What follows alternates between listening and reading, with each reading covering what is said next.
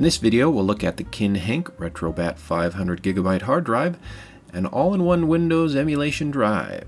Let's check it out. First off, as a disclaimer, KinHank did send me this drive to review without charge. However, they agreed to have no input whatsoever on the video, so no funny business. This is my unbiased review. The KinHank Retrobat 500GB hard drive is a plug-and-play USB drive designed to work with any modern Windows system.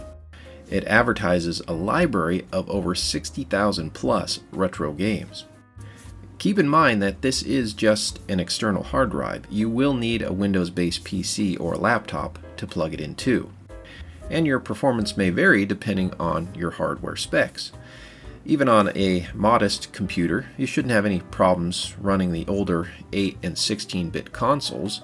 However, moving up to more advanced 3D consoles, a more modern PC will allow for better performance. Here are the specs of the computer I'm using, and I had no problem at all running any of the games on the drive, even at higher resolutions. With that out of the way, let's start with what's included. Everything arrived in an unassuming protective carrying case. The drive itself is a no-frills, sleek black design. It comes with a USB 3.0 cable. KinHank also supplied a wired USB controller, which I was pleasantly surprised by. It has a nice, solid build and feels good in the hands. Also included are fairly basic instructions on how to set things up. Let's go ahead and do that. You're first required to run this install batch file, which will install a number of dependencies that some of the emulators require to run.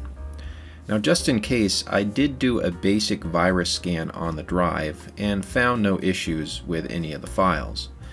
I'm also running this on a sandbox system, so I'm not too worried if something goes wrong. And thankfully, in the week or so that I've been using the drive, I haven't noticed any issues whatsoever. After running the install, which takes just a minute or two, we simply run the Retrobat executable and we are ready to go. What I found right away is that there are so many systems and games on here. It's really quite remarkable.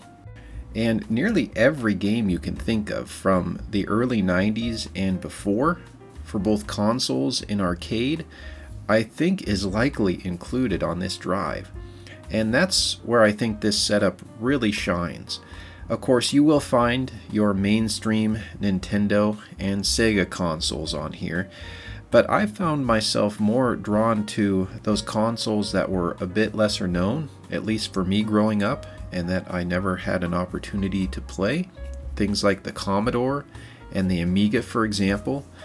I really enjoyed just scrolling through and playing games that I had heard of before but never had a chance to play, or maybe just choosing a game that looked interesting. I found a couple of hidden gems, at least for me, just doing this for a couple hours. And beyond that, everything is very well presented with artwork and descriptions. Many of the games even have custom bezels when you load them, which is pretty cool. Now, one downside of having this many games is that you will see a lot of duplicates. The person I've been communicating with at KinHank told me that this was done to try to accommodate gamers in all regions and countries, but apparently this is more of a nuisance, and so because of feedback that they have received, they're in the process of removing a number of the duplicates for later revisions. I think that will certainly streamline the experience, and I also think it's quite commendable when companies like this listen to their customers and make these adjustments. This would also be a good time for me to comment on the controller that is included with the bundle. During the time I was playing, I really didn't notice it at all, which is a good thing, because it means it didn't get in the way of me enjoying these games as I was playing them. I tend to judge a controller mainly by how well it performs in fighting games, and I had no problems pulling off special moves in any of the games I tried. Now I will warn you, however, that the L2 and R2 buttons on this controller are digital and not fully analog. So when you're playing a more modern console like GameCube, you may want to use something like an Xbox controller. I have one available, and when I connected it, I had no issues using it with the emulators on this game drive. On KinHank's Amazon listing, they do have an option to buy just the drive without the controller, which is nice if you already have a gamepad.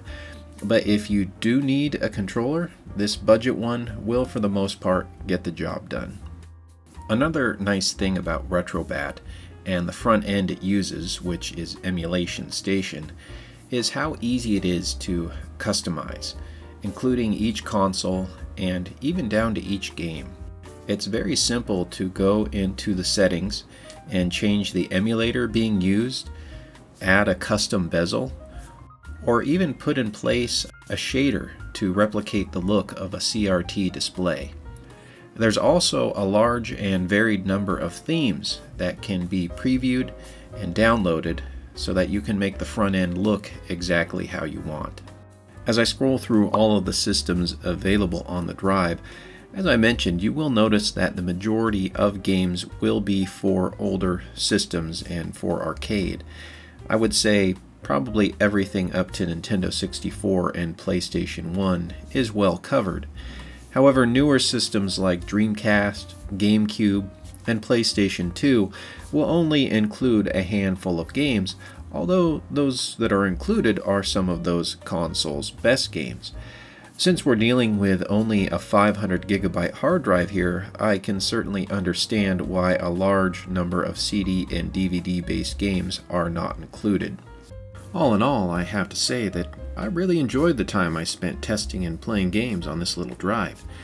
Yes, there were a few times where I had to change a setting or two on a specific game to get it working correctly, but for the most part, the majority of the games I played ran just fine right out of the box.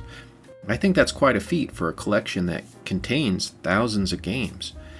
One pain point though that I did run into involved my attempts to figure out the hotkeys for such functions as quick saving and quick loading while in game.